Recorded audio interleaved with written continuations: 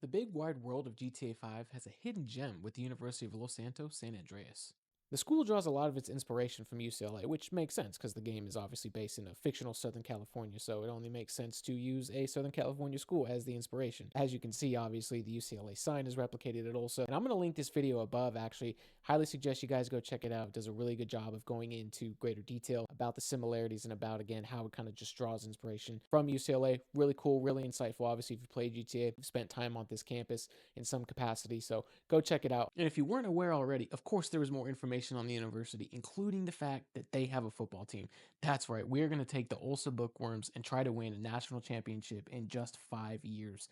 I can only play the number of games that I lost the year before, so we'll sim the first season, give us the amount of games that we're going to play into year two, so on and so forth, and see if we can bring a national championship to the great city of Los Santos. All right, so we've come into Team Builder. We've looked at all the different options. They have all the UCLA lookalikes, but I'm going to go with this option because it has the university seal as the logo, which is pretty cool. It's got great colors, great uniforms, great field design, 72 overall, chance to build and get better. So let's get into it. All right, now that we've got our team all squared away, let's go ahead and get into the game. I kind of want to put us in the Pac-12. All right, so we've got our squad. We've got a big logo too, which I'm not super fired up about, but it's okay. We'll make it work. And we're going to join the Pac-12. We'll make this a 3-team race now with good old Oregon State and Washington State. This will be a lot of fun. Little chance to play some P4 football, I guess you could say. There we go, baby. The Ulsa Bookworms, 72 overall, 73, 71 defense, 73 offense, what I meant to say. We're going to be head coach, obviously, and we are going to make our head coach good old Trevor Phillips. I don't know if he's a little bit of a motivator, I guess you could say. Not really a recruiter. Tactician, maybe? Probably not. Let's go ahead. Let's go with recruiter. Let's get started out. Let's see what he can do as a recruiter on the recruiting trail. That is not Trevor Phillips, that's for sure. Okay, now the playbook is going to be tied into his alma mater. So as you can see, the alma mater, default alma mater is Air Force. Now, if you remember anything about Trevor, you'll remember that he was kicked out of the Air Force at one point. So we are going to be a triple option team. That's right. We're going to run the Air Force playbook. I've never really run triple option before, so we're going to learn this as we go. This will be interesting. I am a big 4-2-5 guy, so let's rock with that on defense. We've got the alma mater Air Force. Now, he's got a northern kind of Canadian background. We're going to have to get as close as we can. Maybe like Big Sky Country. Let's go with Big Sky Country, right? Those guys would be good fits for what we're going to do in the triple option. So let's go ahead and do that. Adaptive AI. Well, he is aggressive. I'll tell you that much. All of you are going to die! Ooh, so many heads and faces to pick from. All right, after going through all 520 faces, I think we have our guy. Let's go. He's going to look more like Santa Claus, isn't he? I got a feeling he's going to look more like Santa Claus, but we're going to rock with it and see what happens. Of course, we're going to go pull over and look at that. Coach Trevor Phillips is ready to get after it. Let's go. Let's get ready to run this triple option and lead this team to dominance. We know his love and penchant for aggression. So, of course, right, it only makes sense that we bring some real physicality to the table into the Pac 12 with the triple option. We're going to recruit really well. You know, gosh, are we 69? That's not ideal. When it comes to recruiting for the triple option, 450 hours. Yikes.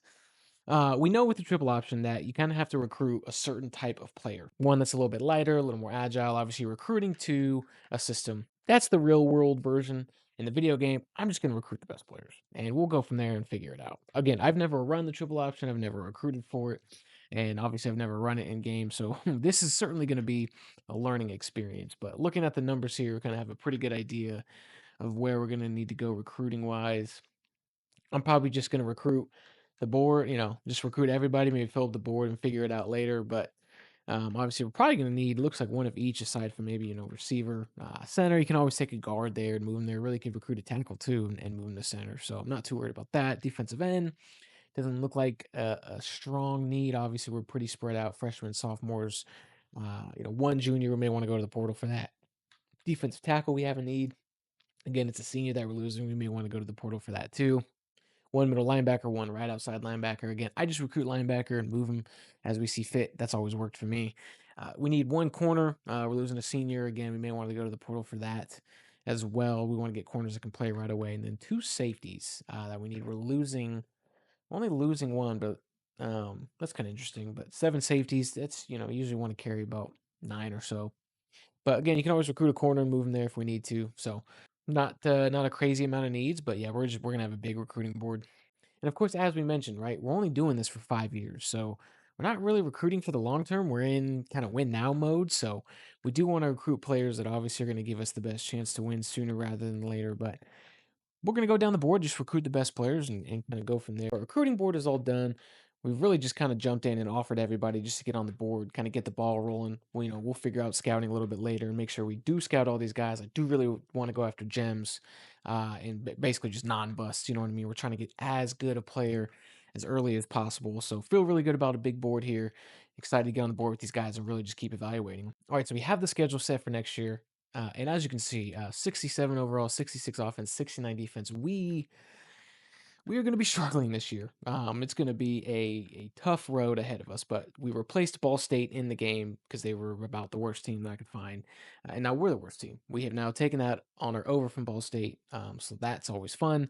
Shout out to FCS Midwest coming out consecutive weeks to play us. I don't know if they're just going to hang out in Cali for the week or what. Maybe not go back to school, but good for them. And then we have to go on the road to Miami. So that won't be fun. We have a bunch of MAC games and we have to go on the road to Vandy, to Cal. We get Oregon State at home, which is nice. We go to Buffalo, and then we finish on the road at Washington State. Obviously, Army Navy week after that. So, an interesting looking schedule. As you can see, they were 5-7 last year. Ball State wasn't. Well, in 2023. So, we're not going to take that record. What we're going to do, and if you watched my videos before, you know that I only play the number of games that I lost the year before. I think that does a really good job of offsetting having to play that much. And really just kind of helps keep things competitive. But in this first season, we're just going to sim all the way through. We're going to sim all the way through. We're going to see how it goes. And then we'll decide in 2025 how many games to play. So, interesting looking schedule. Should be a fun one. And then we have our team. And as you can already tell from what we just talked about with the ratings, we're not very good. Our punter is the second best player on the roster. I got a feeling he's going to be very busy this year, unfortunately. So, not a good looking team, obviously. We know what we're up against, right? We know it's a little bit of a rebuild. A lot of 70s, which is, I guess, not terrible. You could always be worse, right? Let's see what the quarterback room looks like. We got a 71 who's a senior, right? So he is a senior, but he's a 71. We might be able to do something there. We're going to have to probably go to the portal to get someone to help us in 2025. Not looking good there, but other than that, I mean, we've got some speedy backs, which is nice. We got a fullback. We've got some decent speed at receiver. Like I don't really hate that, and we got some good young players at receiver, which is the good part. Now we're not gonna have a whole lot of time to develop them, but they are good and they are young, and our tight end room is terrible, outright terrible. I really don't even know if I should recruit high school tight ends. I should probably just go get a bunch of guys in the portal. So that is what it is. Offensive line, I don't love it. Could be worse. Obviously, it's really just left tackle that we're pretty deficient at. 66, 66 and 58. Our sophomore is better than our senior, so hopefully he can develop into something good. I guess across the board at O-line, it's not terrible. Like I said, a bunch of 70s. Obviously, our left tackle being 66, I don't love. Defensive line is going to need some work. Not one player over 70. I don't love that. Linebacker wise, pretty solid. I mean, our middle linebacker, Chase Freeman, best player on the team, best player on the roster. Do like that. That'll help us out. Right outside linebacker is going to need some work. Corner, not terrible. Again, relative to how the rest of the roster is. We do have some guys that can run decently. At least we have one guy over 90 speed wise. Again, a lot of decent young players. Hopefully they can develop. Again, we're not going to have a whole lot of time to develop them, but safety room, just okay. Senior kicker 66. Don't love that. And obviously our punter is our second best player. So that's the roster. Should be an interesting season, but again, I don't really know how much offensive ratings are really going to matter. We're going to run the triple option, especially at receiver. I know we spent a lot of time talking about that, but it is always good to see, having talent at that position because we are going to have to throw the ball at some point. So should be interesting to see how this one goes down. And how about this? In week 1, we kind of pulled off the upset, beat Miami of Ohio. Our middle linebacker, obviously, we spent a lot of time talking about Chase, our best player on the roster.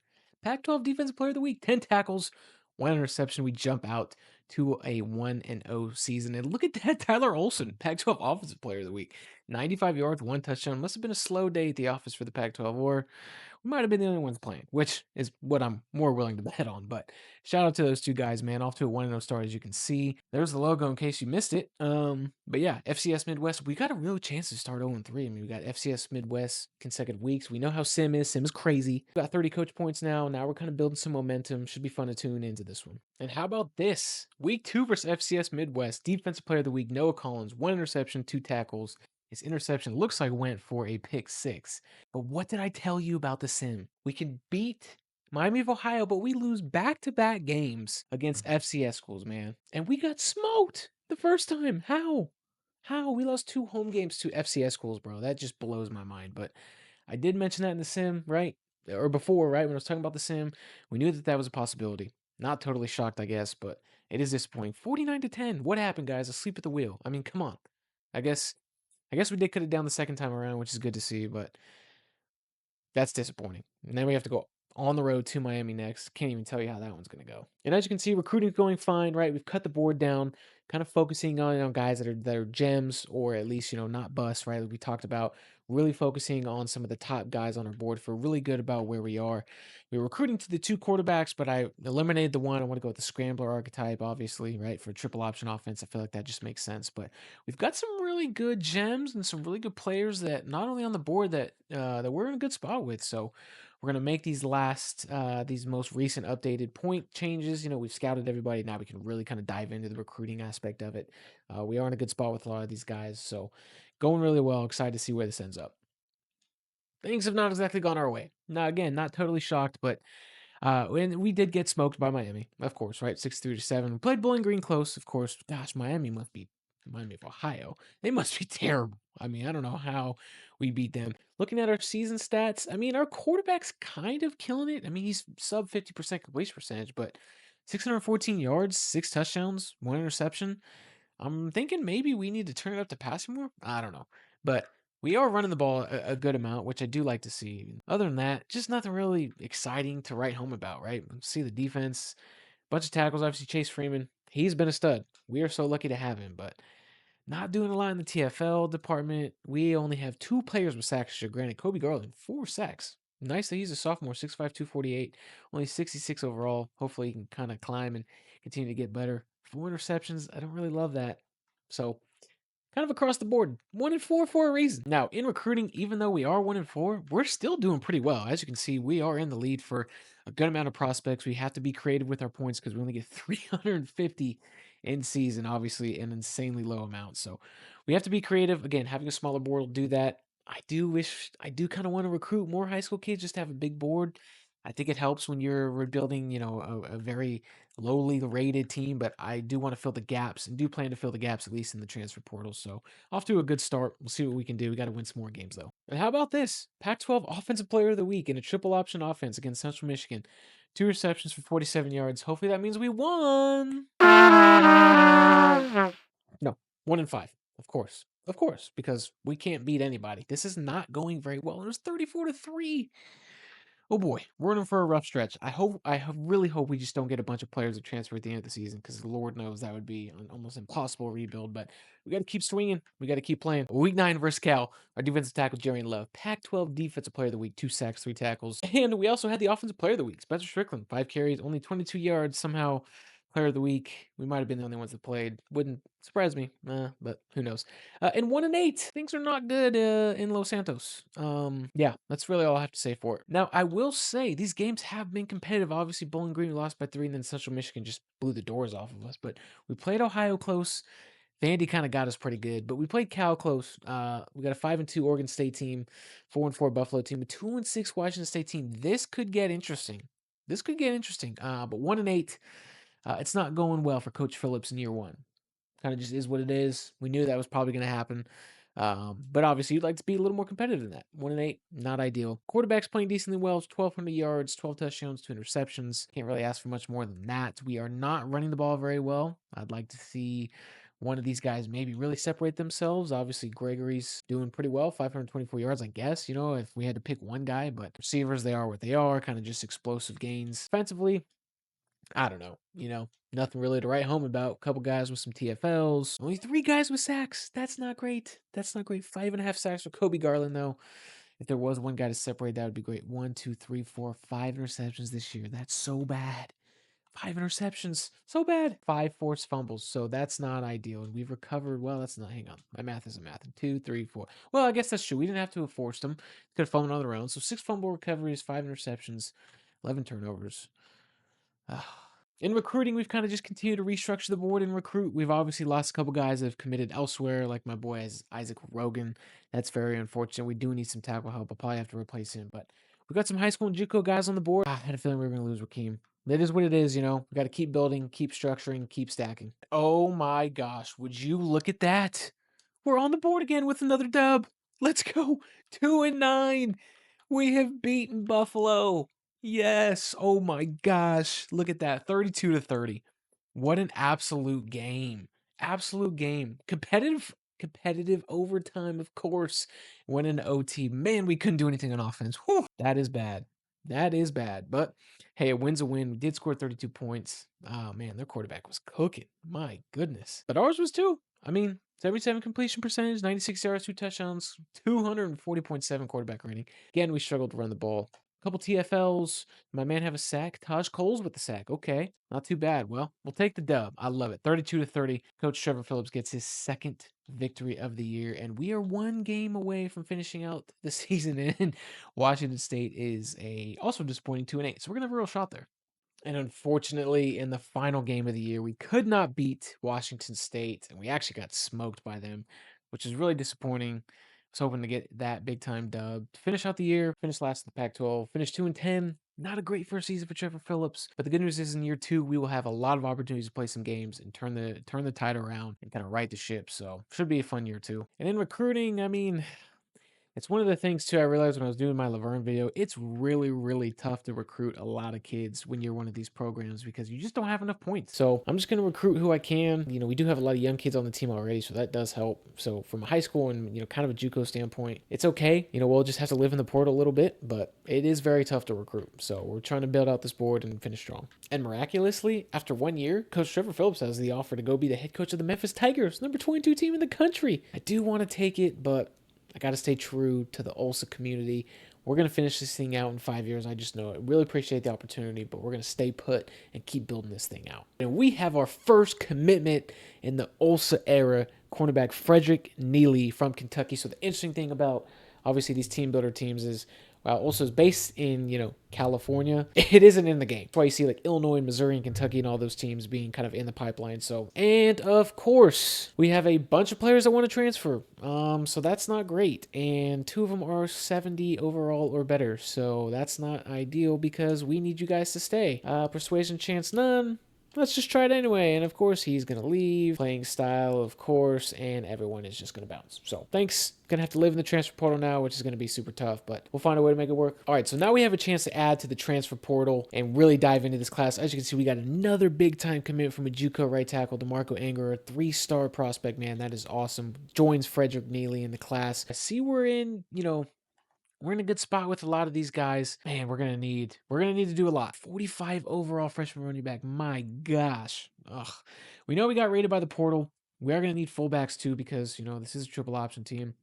I'm not gonna go after any receivers. I'm just not gonna do it. I'm not gonna do it. I'm not gonna go after any tight ends. Oh, our tight ends are so bad though. Maybe one. We'll see. But offensive line, gonna need to upgrade some of those spots there. We'll see what we do. Maybe add 4 or 5 guys, but definitely need some running backs. Gonna need some fullbacks. Guess we could use another quarterback. I don't love those. Yeah, we're gonna need one we can trust. Defensively, again, you know, we're pretty good on the D line. We did lose a couple guys on defense. Maybe add another defensive tackle. Probably recruit too, really.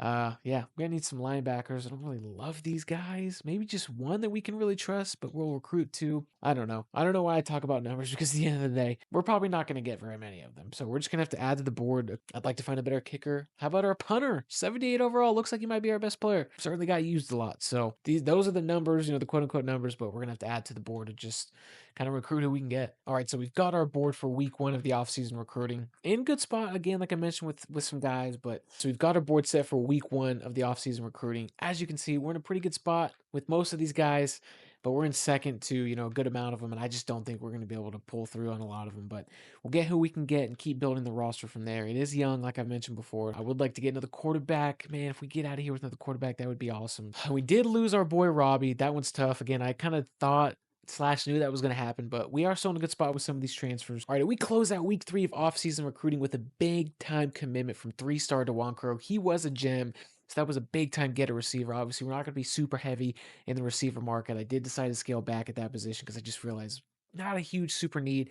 if we're going to go get one, let's focus on one and let's go get a gem. We got DeJuan Crow. He is joining the family. We did get a big-time commitment from George Riddick, another 3-star gem at running back. Really excited about him. Will allow us to kind of scale back from some of these other running backs that we're recruiting. As you can see, we don't need to have that many, but I am really excited about where we're at heading into the last week of offseason recruiting. And as you can see, heading into this last week, we have really not done very well in recruiting. It is what it is.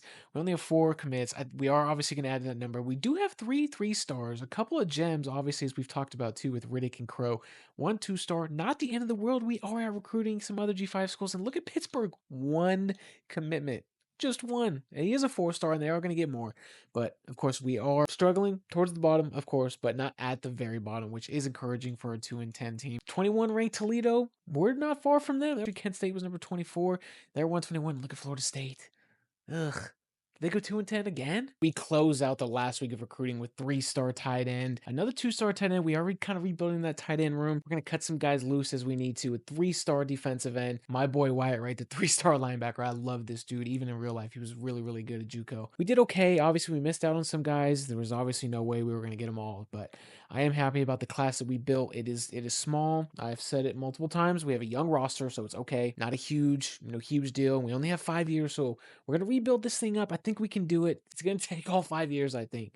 But I do like where we're at. And even with all those transfers that we had, we're still only 4 scholarships short of reaching the 85. So not too bad. I was really, really nervous that it was not going to go very well. I am going to encourage some of the, redshirt junior and this senior tight end. You guys are 49. Thank you, but we signed 2 tight ends. You guys are not going to cut it, get it done. Our receiver, DeJuan Crow, will open with a 58. Obviously, we'll get into this a little bit later, but I do like where we're at. It's only 79 scholarship players. I knew we could have a chance to, maybe oversign and cut some guys. We didn't oversign technically, but we are able to cut those guys, get some roster spots, be in a much better spot to recruit in year 2. All right, we're back, reloaded, season 2, ready to get after. We have our Ulsa Blue on today. Let's see what the team looks like. And miraculously, we are like 8 or 9 points better across the board. Overall offense, defense. We have really, really made some strides and improvements. Our players have really developed. Obviously, our punter, second best player, man, he's holding down. But other than that, obviously, we had no 80s last year. Now we have multiple, we have more 70s this year across the board. So we got a really good roster. It is pretty, it's a little older, right? We see a lot of seniors and juniors, but again, like we talked about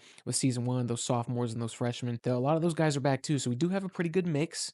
I do like our developmental potential there across the board. We weren't able to sign a transfer quarterback, but this guy at 70, David DePaul, I think he'll be okay. Again, we are going to run the triples, so some of that stuff is a little less necessary. And you look at our receivers, 82 and then 69. So and 68, 67, all that stuff. So I'm not really too worried about that. We did sign Crow, who was a gem for, 3-star gem. So I do feel good about him. Tight end room needs to get a little bit better, but we're good up front. Our offensive line is good, and they're decently young. We're going to have some guys coming through the pipeline. Other than that, I think we're in a really good spot. All right, we've got our board set. Again, going to be a big one high school-wise, but I do want to get into the portal, obviously, at the end of the year because we're building to win now. But, hey, look at this. At the very top, we already have a commitment. 2-star running back, Lee Balkasoon.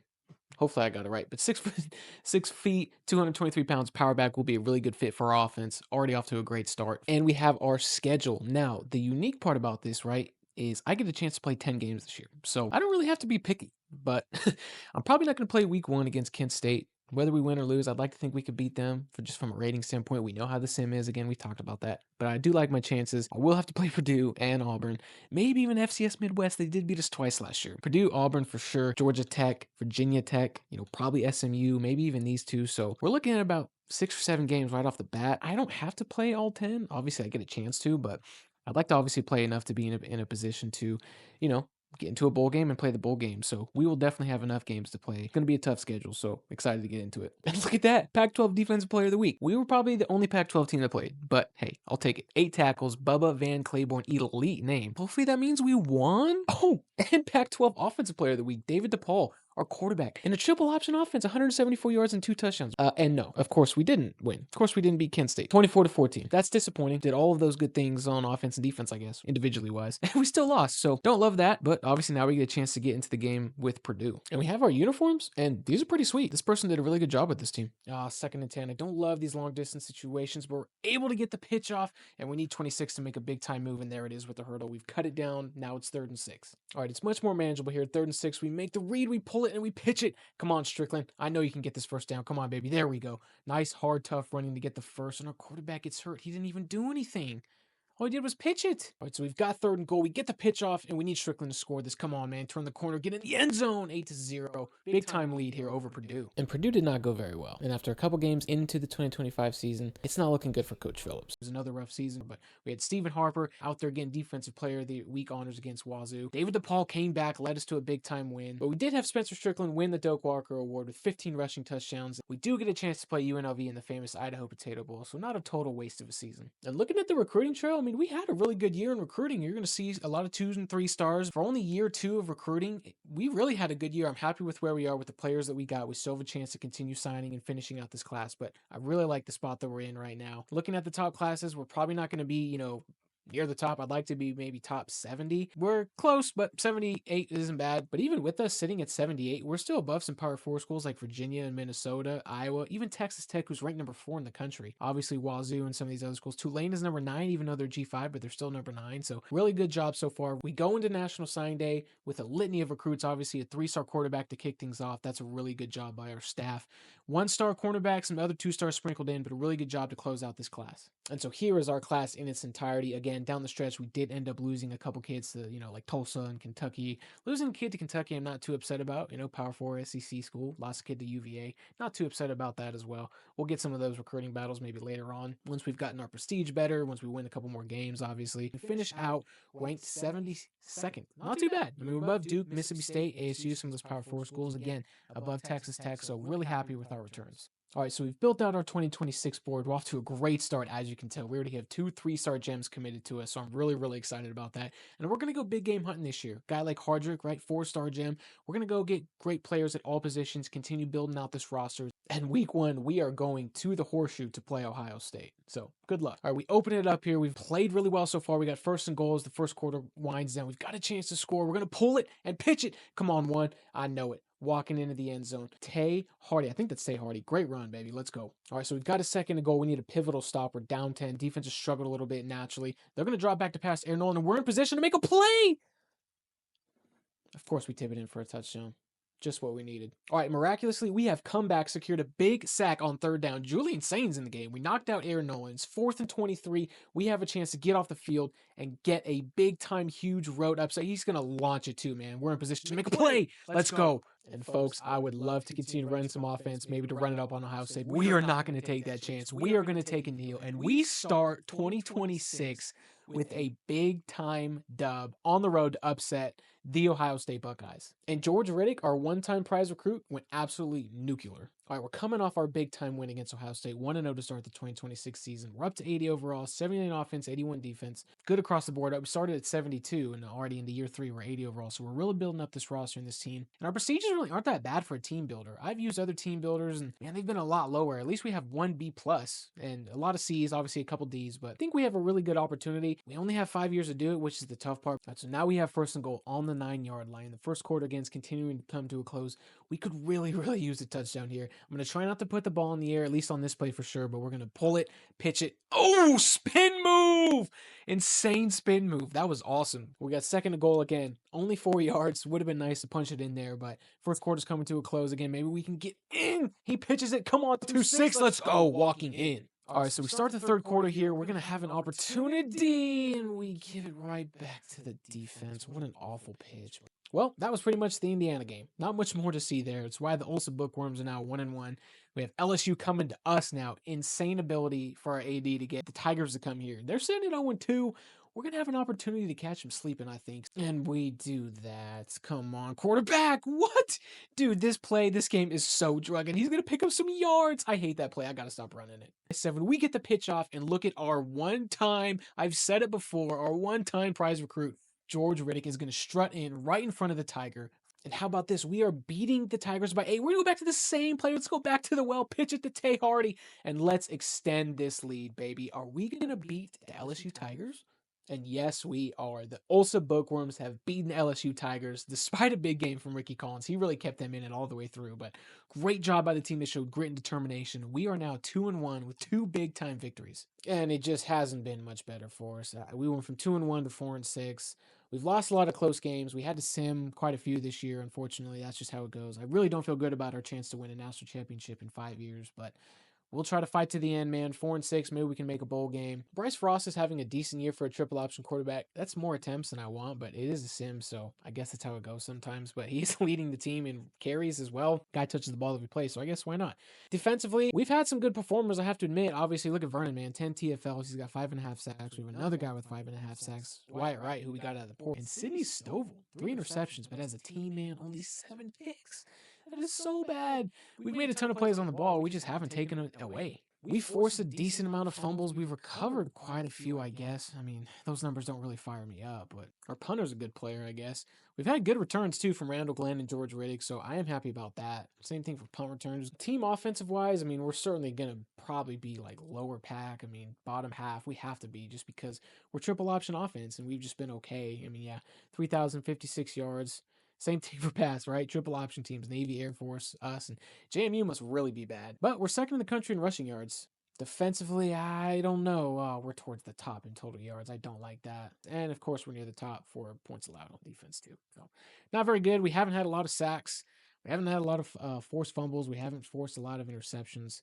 We got to pump those numbers up. We got to take away the ball. 6 forced fumbles. Don't really love that. And obviously, a lot of people tied with the same number of totals, but 6 interceptions, again, not really going to get the job done. We've had some Pac-12 players of the week, too. Obviously, George Riddick had a big week in week 9. That's been good to see. And in week 10, DJ Dean, 2 sacks, 2 tackles. So we've had some good individual performances. Obviously, we saw that reflected in the stats as well. But so sitting at 4-6, we have only 2 games left to play. So I'm going to play this game against Wazoo and our last game against Oregon State to try to get bowl eligible. Come on, George Riddick. Oh, should have just kept running, would have been a score. But we get it down to the 1-yard line on 1st and goal. We really got to punch this one in and try to get on the board first. We really got to win this game and make it to a bowl. And we'll have to do it without Frost. So now it's freshman Blaze Berlowitz's turn. All right, so Blaze is in the game, and we're up 10-3. He's going to drop back and see if he can find someone across his body. Let's go. Big time lead over Wazoo. All right, we start the 4th quarter here, 3rd and goal. Defense has really held its own. It's still 17-10. We have a chance to extend the lead, give them some help, and we're going to punch it in with Georgia Riddick. Who else? All right, 10 seconds left here. Defense really needs a big time stop. They've come back a little bit. Quarterback's just going to throw it away. Weird. 6 seconds left, 3rd and 10. We've got our guys back. This is probably going to be the last play of the game. They're going to have to take a shot, and they really don't have that far to go with only 40 yards.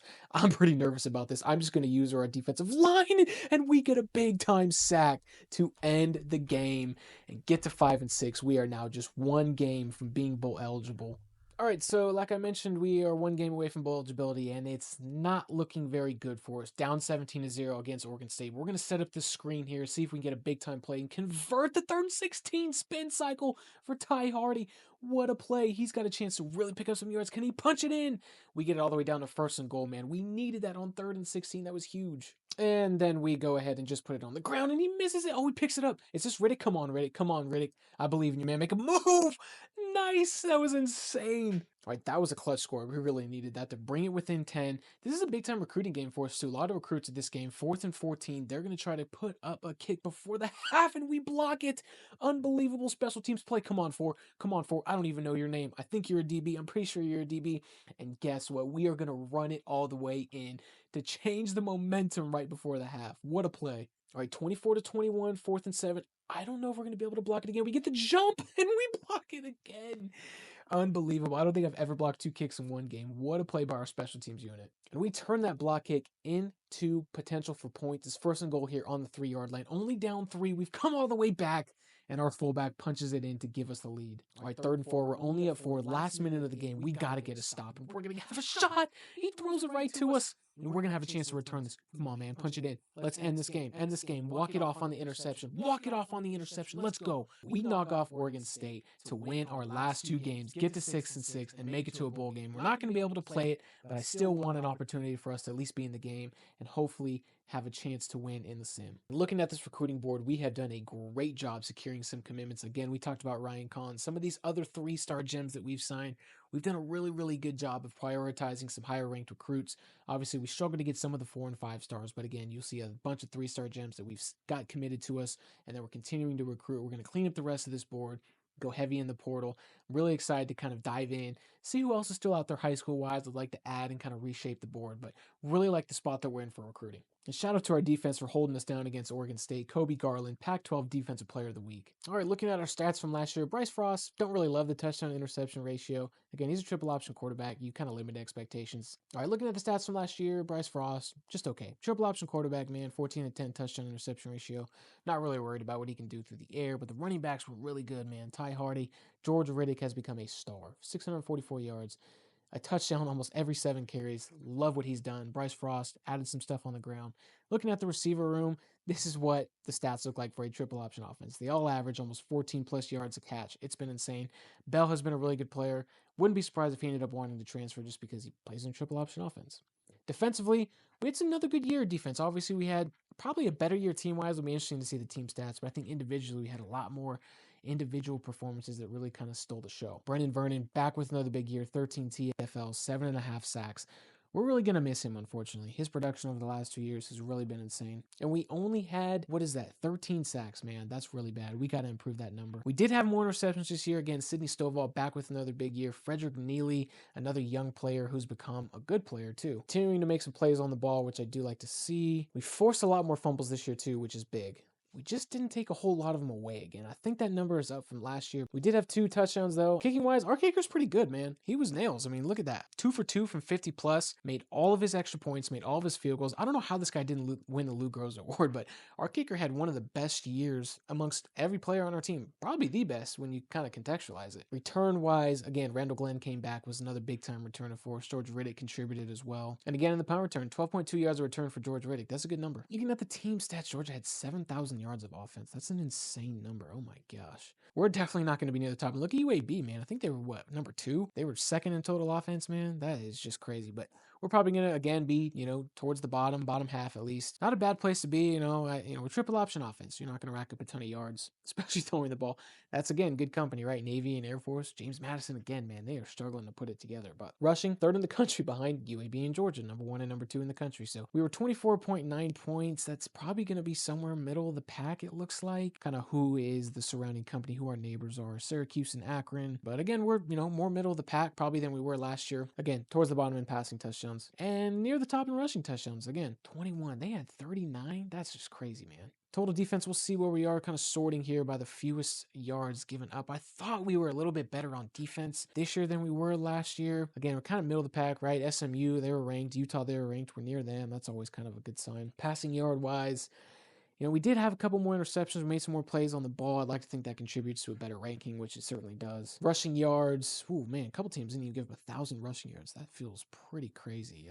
And we're kind of near the bottom in rushing yards given up. I don't really love that, but it is what it is. We were decent against the pass, not very good against the run. So kind of just the trade-off, I guess, that comes with it. But looking at the points here, again, 343. We do have some room to improve on defense. We do have good players, it feels like. We have good individual performances like we talked about, but I don't know, just cohesively, we've got to do a better job. We definitely sacked the quarterback more times this year than we did last year.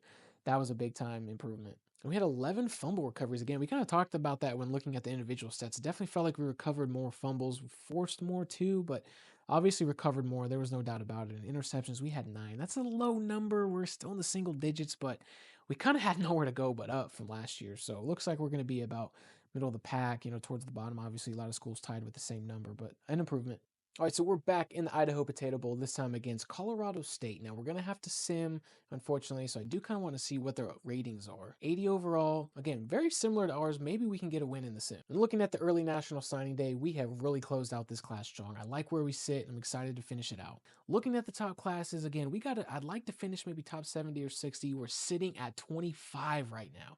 That's big time over number 5 Kansas State, Power 4 team.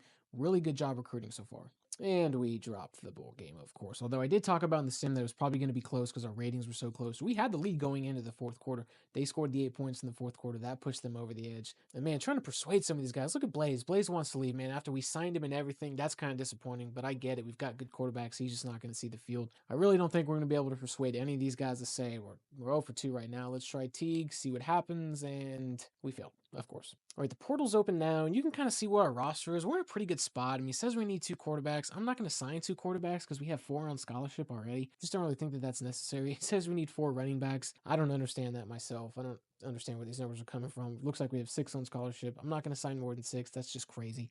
We have 7 receivers. Usually you'd like to have more, but we're a triple option offense, so I'm not really too worried about, how many receivers we have. We just need a handful of guys, and I really just like speed guys, so we'll try to recruit as many as we can. Looks like we're going to have 6 tight ends on scholarship. I'm not going to try to sign any. Now, of course, if there's a best player available, a really good transfer portal player, receiver, or tight end, any of those positions I said I don't want to sign, if there's a really good one, I'll try to sign one just because it's good to have good players. And looking at the receivers, I mean, I'll add Tyler Strange. He looks like a good player, and I think we have an opportunity to maybe get him if we're only going to try to sign one. Defensively, we do have some more needs on defense. Obviously, you can tell a lot of numbers in those need columns. But again, we'll kind of see how all that stacks up. Defensive ends, if we oversign a defensive end, we can move some of those guys to defensive tackle. So I don't ever get too worried about that. At linebacker, you really don't want any more than like 8 or so. Obviously, we're looking at the D tackles right now in this group. We're going to lose some guys. So trying to move a bunch of ends to defensive tackles is not the easiest thing to do. I'd like to sign multiple defensive tackles and maybe even recruit some defensive ends to move inside like we talked about. So we'll kind of take a look. Obviously, some pretty good options here.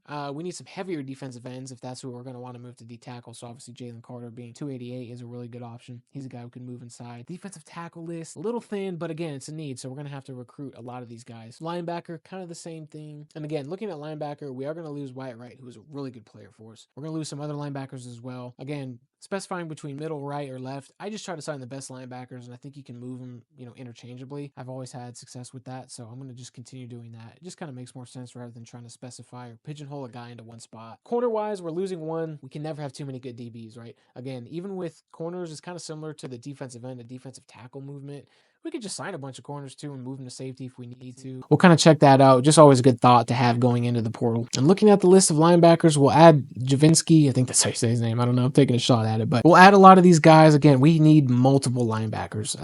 We're probably not going to be able to sign all of them, but we definitely got to recruit all of them. The corner list is a little thin, which kind of bums me out. But we do have some good safety options to at least consider and pursue, at least at free safety.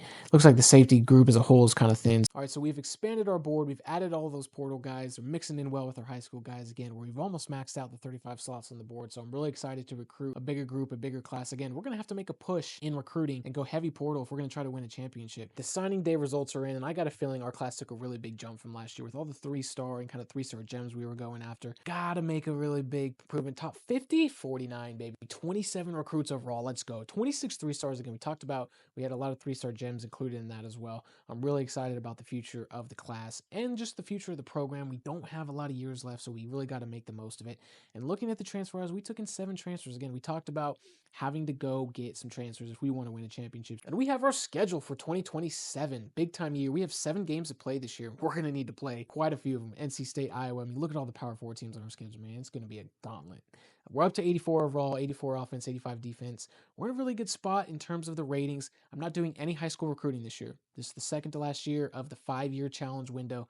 Doesn't make any sense to spend time doing recruiting for high schoolers knowing it's not going to matter with 2 years left to play. So we're going to go big time into the portal at the end of the year. Love our schedule. Let's get into 2027. All right, we start off on the road against a pretty good NC State team in the rain, which bodes well for us because we want to run the ball. Bryce Frost is back for his last year. He's going to pull it and pitch it. And who else but Ty Hardy? Break it off, big fella. Come on, man. Punch it in, punch it in. We got a chance to secure a big-time lead against a great team, and he's going to selly and punch it in. What a start. All right, defense has definitely responded to the challenge. We've got the ball in NC State territory. 3rd and 7. We're going to go with the pitch again, and Georgia Riddick takes a bad angle to start. Come on, big fella. Get to the corner. Beat him to the corner. He dives in.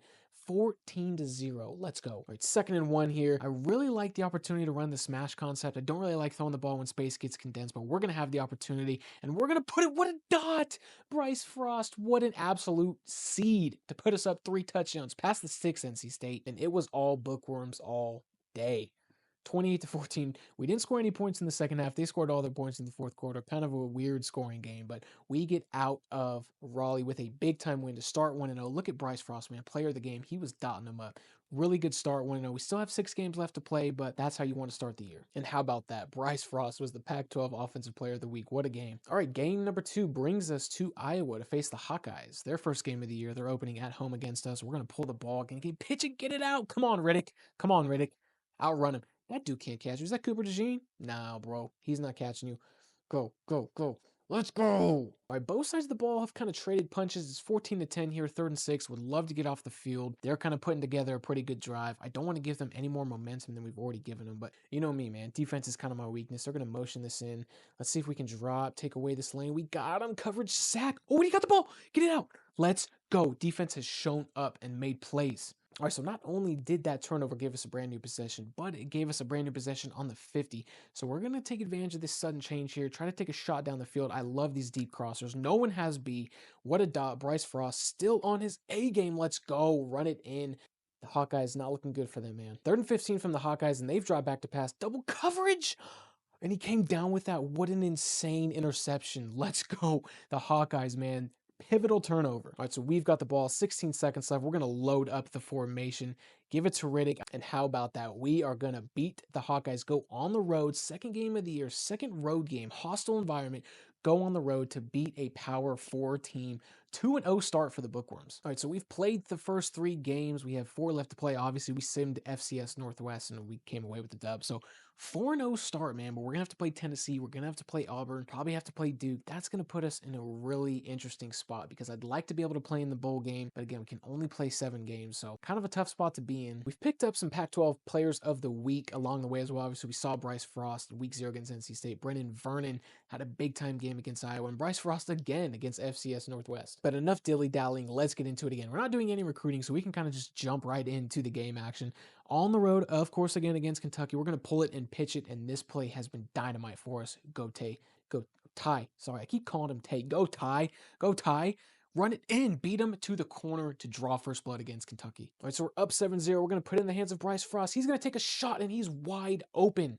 Ty Hardy again, 14-0. All right, Kentucky's brought it within 7. We get a good jump, though, and we block the kick again. We are crushing it. We go into halftime, preserving that 7-point lead. And it's gone. They're Kentucky for a reason, I guess, because now they're up 21-14. We haven't scored any points, and we need to badly. 4th quarter's winding down. What a dot. He is crushing those corner routes. Big time throw to get us in position. We're going to run the speed option and pitch it to Riddick, and he is going to walk it on in. All right, defense has really stepped up, and they're going to get us the ball back here. 4th down with under 3 minutes left. I really want to just get the ball back and kind of sit on the clock, which is what we do well in a triple option offense naturally, but we're going to have a chance to return this. Come on, Cons. Come on, 2-4. Come on, 2-4. Make a move. Make a move. There we go. Great field position. Kind of glad he didn't score. All right, 3rd and goal. We are going to run the speed option. He's going to pitch it, and Ty Hardy, who else is going to dive in? And we are going to take the lead against Kentucky. All right, 2nd down, less than a minute left, up by 7. We got to get a stop. We got to get him off the field, try to get the ball back. He's going to throw it wide, and we got it. Perfect timing. What a pick. Let's go. All right, so we got 2nd and 7. Called a timeout after the 1st down play. I really want to get back on the board and try to beat these dudes, and we're going to go with old reliable, go with the wide toss, pitch it to Riddick, and he is going to take it into the end zone. We are going to get out of here with a dub. All right, sitting at 5-0, and people are starting to murmur. That's right. People are starting to talk about top 25 rankings, this and that. But we got to beat Tennessee first. The 2nd SEC team to come to Los Santos this year. Pretty crazy. RAD is in his bag. But we're going to return this and look at Ryan Cones, bro. Look at him go. The opening kickoff against the Vols. He is going to take it back. He has become another prized recruit for us. Tennessee would not go away quietly, of course. They would tie it up. We got 1st and 10 here, and I want to take a shot, man. I think we can beat him over the top, and we got it. What a catch. Catch and run, baby. Let's go. Let's go. Going up 14-7 in style. Another field goal. You already know what time it is. Let's get this jump and see if we can block it. We don't quite get the jump. They run the fake. Oh, they went for the fake, and they did not get it. All right, 1st quarter's winding down. We got a chance to take control of this game. If we can get this pitch off. What a pitch by Frost. I think playing on varsity is going to help that out a little bit. What a spin move by Riddick, by the way. All right, start of the 2nd quarter. We're putting together a great drive. Like I said, I really want to take control of this game. Try to take this lead here. Let's see what we can do. We're going to air it out. Drop back to pass. I like this read, and we're going to go for the kill. What a play for the receiver. What a snag. This dude is in his bag today. But, of course, it's Tennessee, man. You know they're not going to go away easily. It's 21-19. They've come back a little bit. 3rd down. Oh, and we had the sack. We had him bottled up, and we give that up, man. That is crazy. All right, we knew this was going to be a little bit of a challenge, even if Tennessee is just 2-2. We know that this is a very talented team, really good ratings. We got a chance right here, though. As the quarter's winding down, if we can get Ty Hardy out on the corner, can he make a move? Oh, what a run. Get us into 1st and goal. All right, 1st and goal from the 8. We've taken some more time off the clock, too. I really want to kind of drain the clock, try to get in complete control of this game. We're going to pitch it to Riddick, and who else is going to lead us in? All right, we get a big stop on defense. We're still led by 3 and control this game. Long kick on 4th and 5 from the left hash. These things always make me nervous, but we're going to get it there.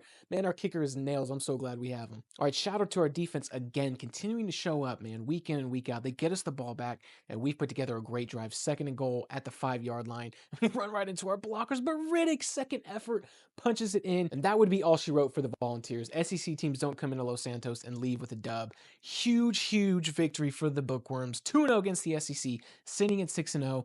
Show us a little respect and put us in the rankings. All right, 6-0. The Auburn Tigers are coming to Los Santos. Again, we just talked about SEC teams do not come in here and leave with a dub. I'm really excited to get after them. It's going to be one of the last games that I'm able to play. We can't beat them in a sim, but I think we can beat some of these other teams in a sim. I really like where we're at ratings-wise, so I'll take my chances there. All right, opening possession for us here, and we got 3rd and goal at the 2. We have just marched right down the field, and we're going to give it to our man, Riddick, and he's going to go over the top for 6. Auburn's going to get their chance to respond here. 3rd and 7. They've put together a pretty good drive of their own. We've really got to get off the field and get a big-time stop, and he just has way too much time in the pocket. Can somebody get to him, please? I might have to just blitz and pressure. Close the gap. 4th and 8. Let's get off the field. Oh, but they are going to kick it, of course, and we know our success with field goals. 4th and 8. Let's get a block here. We get a good jump, and we block it. We are absolutely crushing these field goal units, and who else but number 4 is going to scoop, and he is going to score. Number 12, you ain't catching him. Nice try. Let's go. 14-0 for the Bookworms. All right, Auburn took that pretty personal, and they scored 10 unanswered points. 6 seconds left in the first half, though. We got a chance here. We're going to go with a little misdirection to our man, Ty Hardy.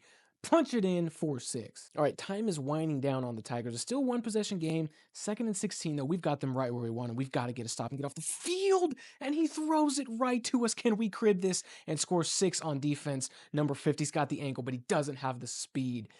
2 touchdowns from non-offensive players. Let's go. A big-time victory brings us to 7-0. Ty Hardy, Offensive Player of the Week. And would you take a look at who is at number 22 in the country? Ulsa, baby. Let's go. The Bookworms are finally getting the respect that they deserve. All right, so looking at Duke, man, we've got them beating the ratings. We're going to have to sim this one. Come on, Coach Phillips. And things did not go well for us in the sim. Of course, we lost to Duke by 2 touchdowns somehow. We lost to Sam Houston State. We beat Virginia, but then we get throttled by Wazoo. So these sims make no sense to me. We have one more opportunity against Oregon State to try to get to a really good bowl game. Despite our struggles in the sim, man, we've picked up some players of the week. Devin Skates against Auburn. He has been actually having a really good year, really good career for us too. KJ Hartley, week 10 in our victory against Virginia. And look at Ty Hardy, man, in the running for the Doak Walker Award at number 9. Probably not going to win it, but he is on the list. And how about some love to Ryan Collins for best returner, man, the true freshman. What a great signing he's been. All right, the last regular season game of the year and the second to last game that we can play. So of course we're going to play, try to get to 9-3.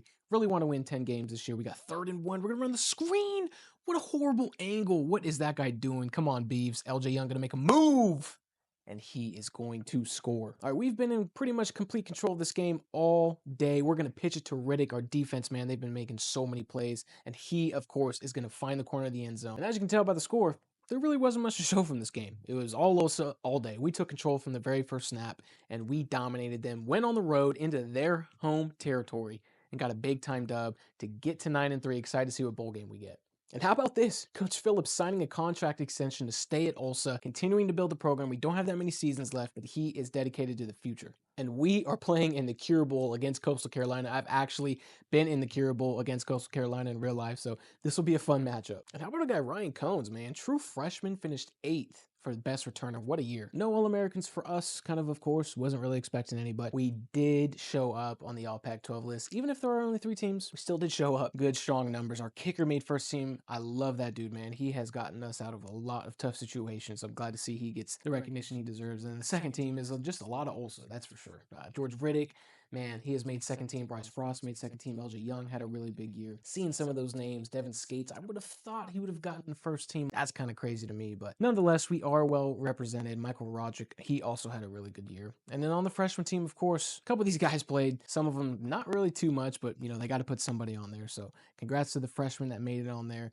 It's good to see a number of those guys. Our whole secondary is on the freshman team is all Ulster, so that's a good sign for the future. And looking at these numbers, Bryce Frost's completion percentage went down, but his touchdown interception ratio got better. And of course, we ran the heck out of the ball with Hardy and Riddick. Obviously, quarterback Frost did his thing as well. Receiver-wise, it was LJ Young who stole the show. He's in his last year, so thankfully he can't try to transfer, but he averaged 20 yards a catch, had 4 touchdowns. He was the guy in that receiving room this year. Defensively, man, I thought we had some good individual performances again. Maybe not quite like the ones we had last year, but obviously Vernon came back. He balled out, 7 TFLs. Devin Skates, 6 sacks. Also, Woodley tied for the team lead with 6 sacks. So it's good to continue to kind of build on those sacks that we had the year before. And what a career for Vernon, man. 25 TFLs, 17 sacks, 6'5", 272. This guy's been a force his entire time here. I'm going to be really sad to see him go because he's pretty much been the guy on the defensive line. Sydney Stovall got absolutely robbed, man. 6 interceptions, and he was nowhere to be found on the Thorpe Award watch list. That's just crazy. And look how many interceptions we had as a team, man.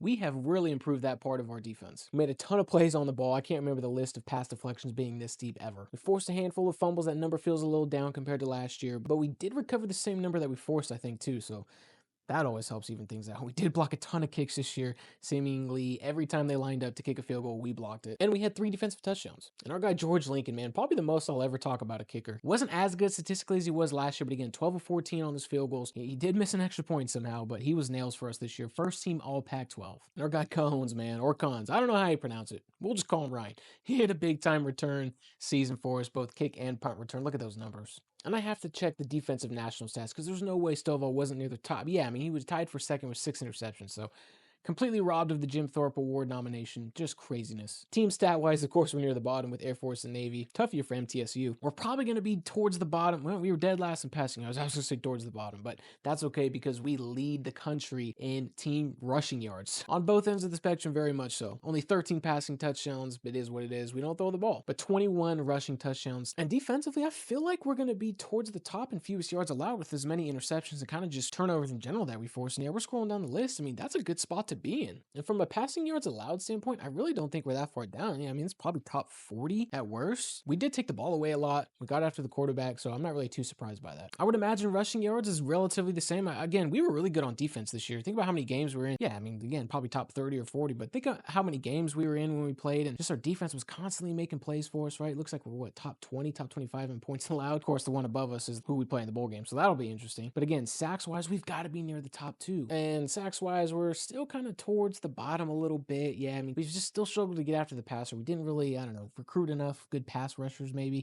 just the scheme that we ran. I'm not too sure, but forced fumbles is probably going to be about the same. But interceptions, I knew it.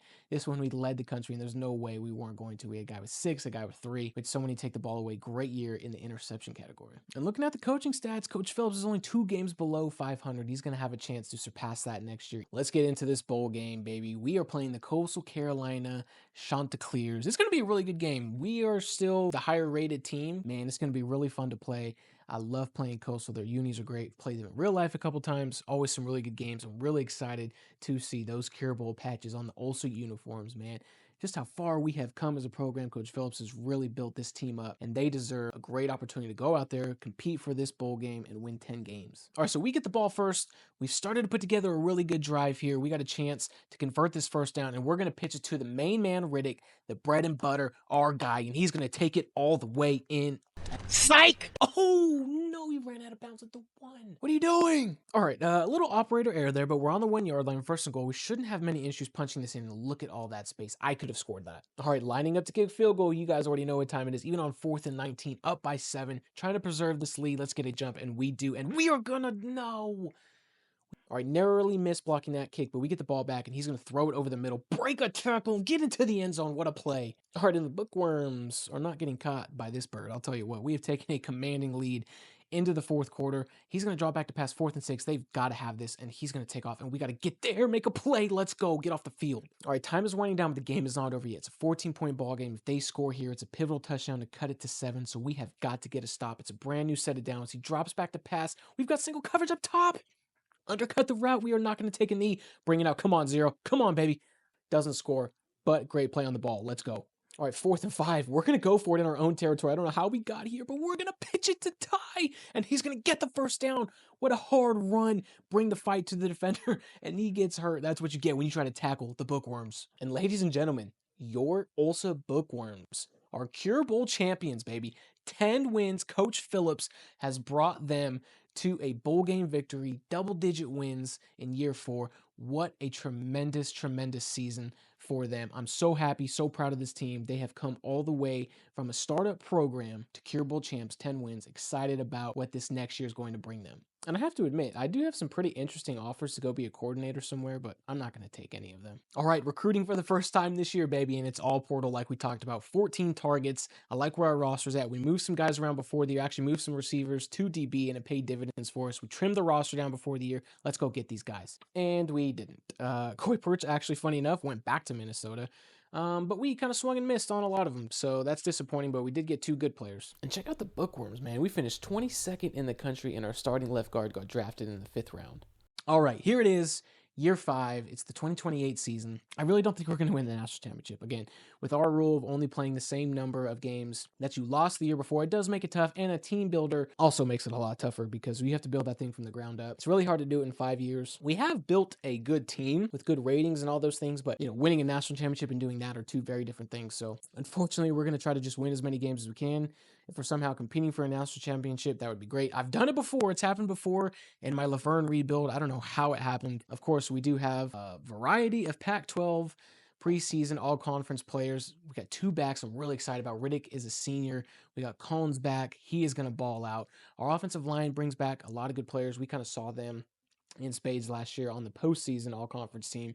We got Skates back. Defensively, we're going to be good. Neely, George Lincoln is back. Our punter's made some strides. He's kind of been up and down, but Bryce Frost is back for another year, and we have a 3rd back in Tavian Grant that I'm really excited about. 2 receivers. We signed Kyson Anderson in the portal. We have the tight end as well, who's a good player. So really excited about this team. Again, this is it. This is the last year. Last hurrah for the Olsen Bookworms and Coach Phillips. Hopefully they can win and compete for a natty. The roster's in a really good spot too. We've got 87 across the board. We've got 2 90s. We've got guys in the high 80s. I mean, this is obviously the best the roster's ever been, but again, kind of just goes back to what I was saying. It's really tough to do a team builder, take a team builder team and win a national championship in 5 years or less. You need more. You got to rebuild it from the ground up. So I like where the roster's at. Again, that's probably not going to be enough to win a natty, but I mean, across the board, 87, I will take it. We've got a lot of good players. We're really thin in the receiver room, as we saw. We've got 3 good fullbacks, which we need, being a triple option team. Again, we're thin in the receiver room, but that's okay. We don't really need that many guys to throw it to. We've got good tight ends. And again, we're going to be really good up front. I'm excited about our offensive line. It's a veteran group. Again, as you can see, a lot of 80s. Our 90 right guard. You saw our 88 center. We've got good tackles. Defensive line is really good. Couch Smith is back. He had a good year last year. We've got Decker in the 80s as well. We've got 70s behind him. Cano and Skates holding it down. Our backers are pretty solid too, man. I think we've really recruited that position really well. Corner-wise, this is our bread and butter on defense, man. Neely, Stovall, they take the ball away. Stovall? They take the ball away. We've got a lot of safeties. We'll move some of those guys around, but we're in the 80s there too. All right, and here is the schedule, and man, it's not easy again. Kansas State week 1, then we go to Penn State. We got Miami and Notre Dame on the schedule, obviously. Oregon State and Washington State on the schedule. So not the toughest one we've had, but it is going to be a challenge for sure. And yeah, it's been challenging. We lost to Kansas State by 3 touchdowns to start the year, and then we went on the road to Penn State and only lost by a touchdown, man. We were right there, but not too much to say about it. And then Penn State, just like I said, man, it was 10-10 at halftime. We took the lead in the 3rd quarter, and they scored 2 touchdowns in the 4th to put us away. So it's tough, man. We got to win those games if we want to try to compete for a national championship. We're already 0-2. Again, I don't know if it's going to happen. We didn't turn the ball over again for the 2nd straight game, so Nevada comes to us this week with a big chance to get a win. And week 6, yeah, things were not going our way. We did end up losing to Nevada, because of course we did. We somehow got spanked by Western Kentucky. I don't even know what happened here. They scored in every quarter, 24-3. We can only muster 3 points. We only turned the ball over 1 time too, so I don't know. That's super disappointing, but we have just not played well at all. We did beat ULM by 20 points somehow. I don't know. We beat FCS Southeast, so that's how it goes sometimes, I guess. Just kind of looking at these numbers here. Bryce Frost, 9 touchdowns, 2 interceptions. Not bad. Again, 53% of his passes. It is what it is. That's kind of what we've come to expect from him. Running the ball, not numbers to right home, but our fullback is our leading rusher. I don't know what's going on with Riddick and Cones. I mean, 2.7 yards a carry, 4.4 yards a carry. Cones doesn't have any touchdowns. Just a weird year so far in offense. It just feels like we can't get anything done. Obviously, Kyson Anderson having a big year, so good for him. 18.3 yards a catch, 2 touchdowns. Just a weird year on offense. Defensively, obviously, we've had decent performances. We just probably are getting put in bad spots by our offense. I mean, a lot of TFLs, right? Couch Smith and Skates, we talked about them before the year. We know what kind of players they are. Multiple sacks, right? Cano, again, was our highest rated defensive tackle, I think. 3 sacks for him. We're getting after the quarterback at a high rate. Sidney Stovall has 4 interceptions. Boykins has 3. Neely has 2. What is that, 10 interceptions? I mean, we're taking the ball away, too. Like, we're not really turning it over that much. I don't know what's going on. Maybe we just can't get explosives, but continuing to make plays on the ball as well. Really kind of frustrating year. Haven't forced any fumbles. Doesn't look like we've recovered any. We've blocked the kick because, of course, we have. We can always do that somehow. George Lincoln's having a good year. He's 9 of 11 on field goals. He's only missed an extra point. Punter's having a decent year. Return-wise, just not a lot of opportunities so far, which is kind of crazy. But again, Cones is doing his thing on punt return like he can. So just a weird year on offense. We got to figure something out, though. We got Notre Dame this week. 2-6. Things are not going well for us, so we're going to have to hop in, play this game at UNLV. All right, like I said, sitting at 2-6, UNLV 6-0, man, 23 in the country, undefeated. We have a chance to kind of play spoiler to their Cinderella run, and they're going to kick it to Cones, and he's going to make some moves. Oh my gosh, is this the jump start we needed for the second half of the season? There we go. We know what kind of returner he is. Let's go. Do your Sally. 6-0. All right, UNLV's number 23 for a reason. They haven't gone away easily, but we do have a 3-point lead as the first half starts to wind down. We're getting close to the 2-minute warning, but we have them at 3rd and 13. Huge opportunity to get off the field, and he throws it into darn near triple coverage. And of course, we have an interception. And of course, we are going to take that all the way back to the end zone. If he can beat the quarterback, we don't get the block, but it doesn't matter because Michael Roderick. This dude has returned kicks for touchdowns. He's returned interceptions for touchdowns. He has been an absolute stud for us. But in typical fashion, UNLV has come back and they've taken the lead 21-20. They're going to kick it to us again. They don't kick it to Cones, though. That's interesting. But they're going to kick it to us and we're going to have a chance to return. All right, so we have the ball at the 24-yard line after a good return. 6 minutes left. I would love to just bleed the clock. Let's play some real triple option offense and just hold on to the ball. What a crazy pitch. But he gets rid of it and he pitches it to Riddick. And oh my gosh, is he going to go all the way? Oh, we might score too quickly, but I'm just going to take it because we can play some defense. And the celebration, all right, the early celebration bites us in the butt a little bit, but we still have the ball, 1st and goal on the 1-yard line with about 5 minutes. We can still kind of control this game, and we get a false start. All right, we're backed up here, 2nd and goal, under 5 minutes, but we're going to pull it, and we're going to pitch it, and King Cones get to the corner. Why are you cutting? Ugh, why did I cut? What an absolute idiot. Although it might have helped save some time, take some time off the clock, but I do want to score quick enough to, if they get the ball back, or if they score rather, we get the ball back with enough time. So that 6 is big time. But first, let's go for 2. Let's see if we can get this, man. I feel really good about it.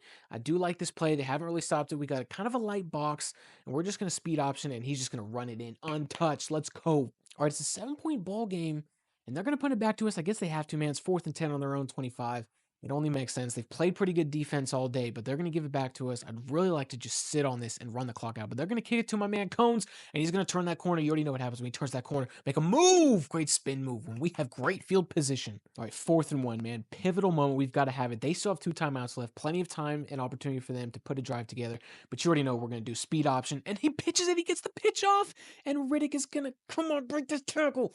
And we convert for a 1st down. All right, 1st and 10 on the 16. You know our guys are hungry for a win, man. We've got to sit on the clock. They still got a timeout left, and we fumble the ball. What are we doing? How was it? I don't know why it was blown dead, but it was, and they still used the timeout, so that was weird. All right, it's 2nd and 16, but we have the ball on the 23, and they have no more timeouts left, so realistically, we should have no issues running this clock out, maybe lining up for a field goal if we want to try to extend the lead, but we're going to pitch it to our fullback, and he's going to take it all the way. Touchdown. Let's go. And despite a furious comeback by the Rebels, who did bring it within a score, we have pulled off the upset, beat the number 23 UNLV Running Rebels, who are 6-0. We're 3-6. We're not done yet. We still have an opportunity to compete and make a bowl game. Let's fight till the end. All right, sitting at 3-6, we got Wazoo this week, who of course we're better than. So we should be able to sim and get a win, but you never know. And hallelujah, we got the win. It was very close. It was very low scoring, 9-7. That is so ugly and gross. It was a safety in the 4th quarter that did it for us and put us over the edge. And we are still in contention for a bowl game. Again, we did not commit any turnovers. We forced 2, so it feels like we've been plus in the turnover margin this year. I don't know, but all right, so that's going to bring us to our 2nd of 3 games that we can play against Oregon State. Again, we're 4-6. We've kind of got to play to get to a bowl game and be bowl eligible. We got 3rd and 7 here against a 4-6 Oregon State team who we probably could beat in a sim, but I just can't take any chances. 3rd and 7, they're going to run this draw, and that was so ugly and so bad. 4th and 12. And you guys already know what time it is. We could really use some points. We've only scored 3 in the first half, and there are 2 minutes left. We got to dig in. Let's see if we can get the jump. We don't, but he's going to miss it anyway. And on the ensuing drive, man, it's not looking good for us. It's 3rd and 17. I do like the opportunity for the screen here. If we can just drop back and set it up, get it to him, set our blocks up, and he's going to have a chance. Come on, Cones. Get the first down, make a move. There we go. Get out of bounds. Preserve some time. We're back behind the sticks again. 2nd and 14. Again, time is winding down. We do still have some timeouts left. We're going to throw it over the middle to Cones. Oh, maybe we don't have any timeouts left. I can't see because of the big logo, but 3rd and 2. We've really got to try to get to the sidelines. What a ball. What an absolute dot. And in the best possible time, 4-6. And of course, you heard me say it before. Our defense has been nails this game. They've held them to 6 points. Time is winding down in the 3rd quarter, 3rd and 6. We've got great field position. I really don't want to run that play to the boundary. It's not enough space, but you guys already know what time it is, right? We're going to try to toss this ball to Riddick and see what happens. If we get to the edge, great block by 81, makes a nice cut, and he's going to run it all the way in. It is looking good for the Bookworms. Oregon State was able to get some more points on the board, and it's a 1-possession game here. They're only down 8. Time is winding down. They have all 3 timeouts. Our defense, we need them in the worst possible way here.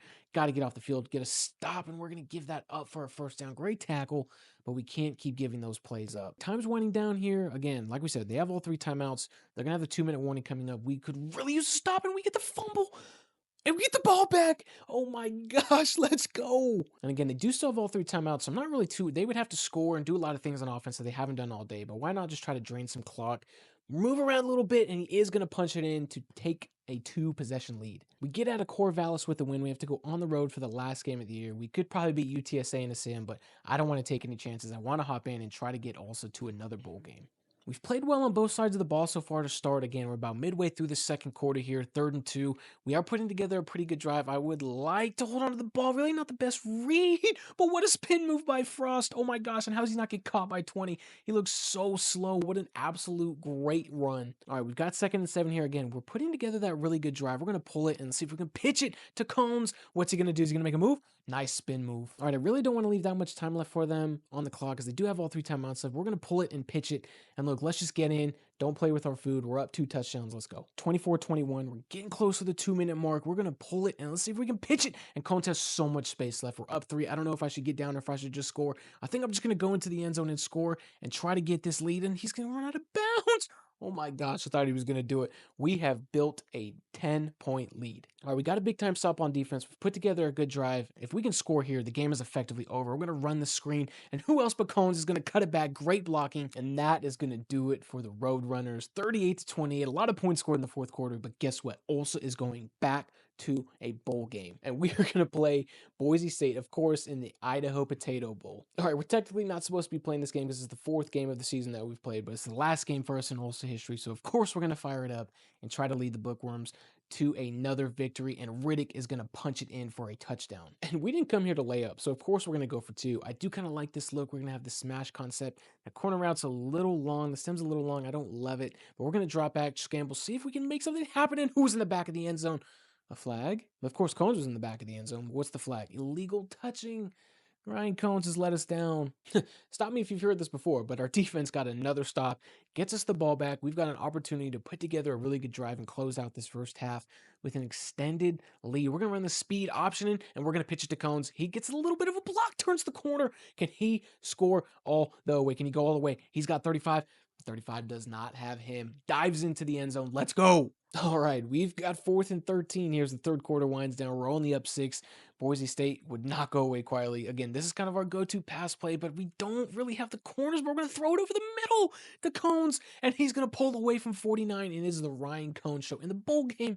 Oh, the celebration too early. Come on, bro. We get it down to the 1-yard line. We've got a really good opportunity here to close out this 3rd quarter with a score, and we are going to give it to Riddick, and he's going to punch it in. And why not go for 2? And who else are we going to throw it to other than Cones? And we're going to convert. Boise State's going to respond with the score too, and they're going to go for 2 points as well. It's already an 8-point game. A 2-point conversion here for them would be big. We've really got to get a stop, and we can't let them. And he's going to find his guy over the middle, but we're going to shut that down. All right, we've put together a great drive. Time is winding down. We're inside 3 minutes. 2nd and goal here.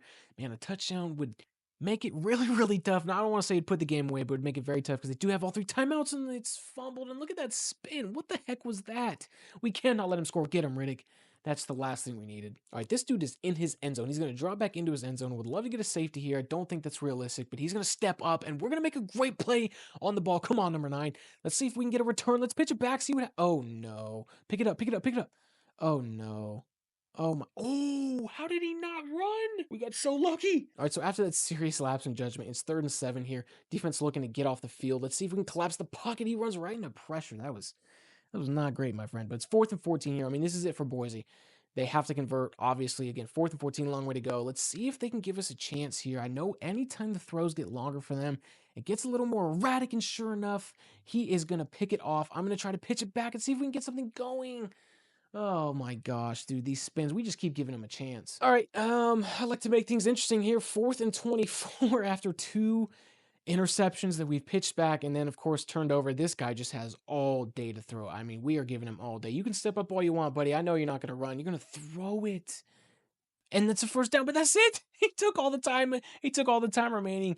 And the Ulsa Bookworms are going to go out victorious in the bowl game, 33-25. Coach Phillips has coached them to yet another bowl victory. What a way to go. Look at Ryan Collins, man, player of the game. So happy and proud for him. He's probably going to transfer, but what a great career he's had for the Bookworms. Conference-wise, you know, gosh, a lot of wazoo, but look at Bryce Frost against ULM. 3 touchdown passes, 163 yards.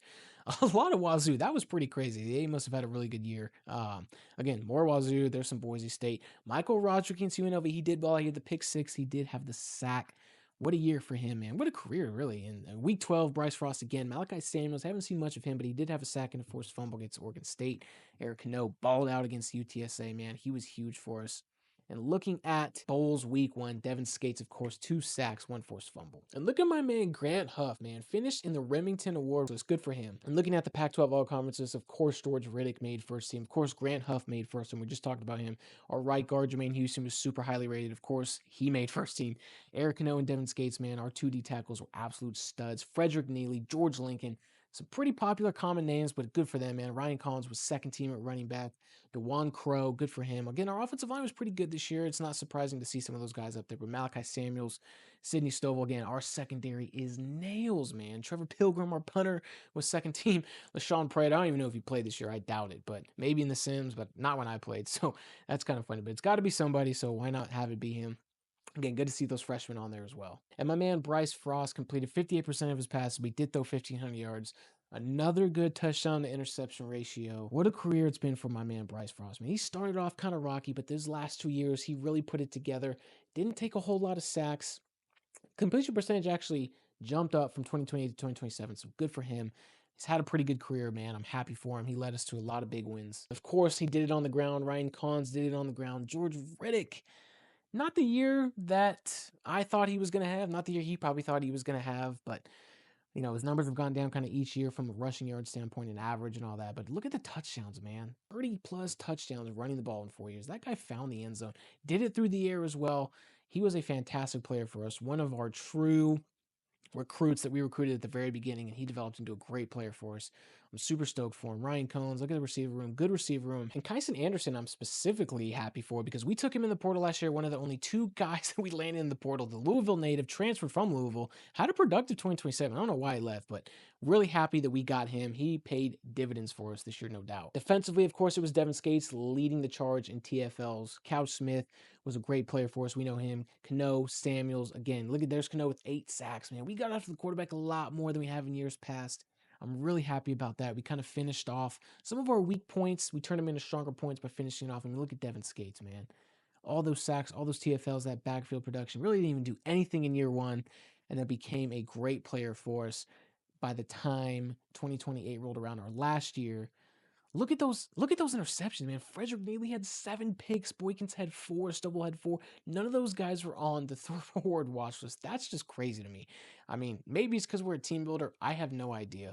It just doesn't make any sense to me, but Boykins had 4 picks this year after not really doing anything the first 2 years before from a ball production standpoint. Neely, of course, with some crazy ball production, 12 interceptions in 3 years. Look at all the deflections as well. He is constantly around the ball. He's also got another year left, so he could really ball as a senior, maybe become like a first or second round pick. And the same goes for Sidney Stovall, man. He was with us for 4 years, 14 interceptions, all those pass breakups.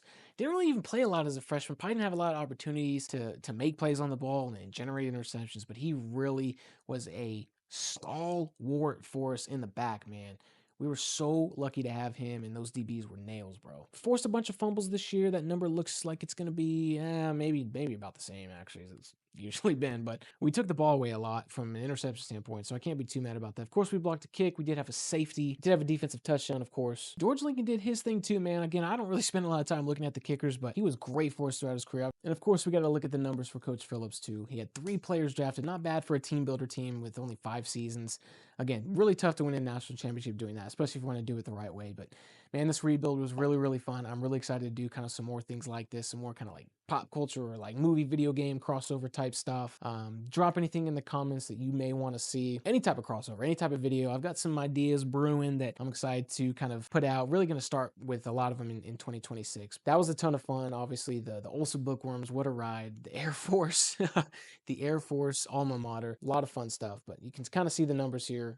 And this is pretty cool too, because like all the stat goals, I hadn't really seen these before. Of course, I hadn't really looked for them in the past with coaches. Not a lot here going on, obviously. Not going to throw the ball a lot because we were a triple option team, and obviously all the passing stats were not going to be ranked high in at all. So we didn't win a lot of games as much as I would have liked to. I mean, he did finish 500, but other than that, that was a lot of fun. Really excited to do some more rebuilds. And again, just to close it out, he was perfect 500, 32 and 32. So thank you all for watching. Please drop anything in the comments that you want to see. Be blessed. And again, thank you all for the support.